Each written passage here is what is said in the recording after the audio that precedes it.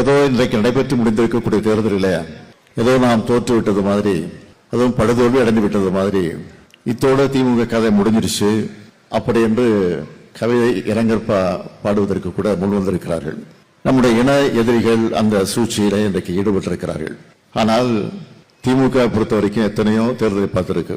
1949 தொடங்கிய நம்முடைய கழகம் தொடர்ந்து 52 நடைபெற்ற தேர்தலாக இருந்தாலும் சரி, 57 நடைபெற்ற தேர்தலாக இருந்தாலும் சரி, 62 நடைபெற்றிருக்கக்கூடிய தேர்தலாக இருந்தாலும் சரி, அதற்கு பிறகு 67 நடைபெற்றிருக்கக்கூடிய தேர்தலாக இருந்தாலும் சரி, 71 இப்படி தொடர்ந்து நடைபெற்றிருக்கக்கூடிய தேர்தல்களில் பல வெற்றிகளை கண்டதுண்டு, பல தோல்விகளையும் நாம் சந்தித்திருக்கிறோம்.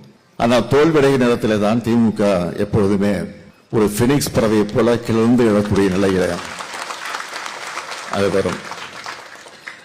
இங்க கூட பேசியவர்கள் எல்லாம் ஏதோ ஒரு சோகத்தில் இருப்பது போல நான் பார்க்கிறேன். நாங்க மட்டும் இல்ல, இந்த மேடையில் இருக்கக்கூடிய மட்டும் இல்ல, எதிரில் இருக்கக்கூடிய கூட இங்க சோகமாக உட்கார்ந்து காட்சி பார்க்கிறேன். நாம் சோகப்பட இருக்க வேண்டிய அவசியமும் இல்லை. நாம் தான் இன்றைக்கு ஆட்சியில் இருக்கிறோம்.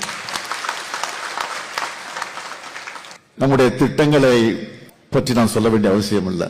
5 வருஷம் ஆட்சி பொறுப்பில் வந்தப்போ தமிழ்நாட்டு மக்களுக்கு, ஏழை எளியவர்களுக்கு, விவசாய பெருங்குடி மக்களுக்கு, நெசவாளர்களுக்கு, தொழிலாளர் தோழர்களுக்கு, அடித்தளத்தில் வாழ்ந்து கொண்டிருக்கக்கூடிய பிற்படுத்தப்பட்ட தாழ்த்தப்பட்ட மக்களுக்கு, மாணவர்களுக்கு, மாணவியர்களுக்கு, பெண்களுக்கு, மகளிருக்கு, ஆசிரியர்களுக்கு, இப்படி எல்லா தரப்பு மக்களுக்கும் பல்வேறு திட்டங்களை நிறைவேற்றிய ஆட்சி நம்முடைய திராவிட மாடல் ஆட்சி என்பதை யாரும் மறுத்திட முடியாது.